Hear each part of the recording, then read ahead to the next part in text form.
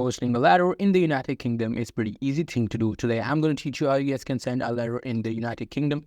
So for that, you need to do the following step. So step one is you need to check your post. You need to check what is the thing that you are sending. So if you're sending a letter, it is not restricted, but if you're sending something else in the letter, it will be it could totally depend if the item is restricted or not.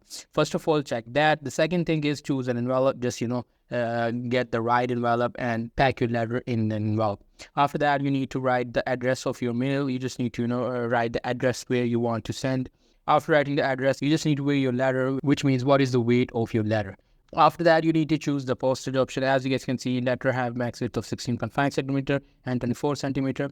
There are two different types of letters. It only depends upon these number. You just need to read it carefully. You can pause the video and read it carefully right here.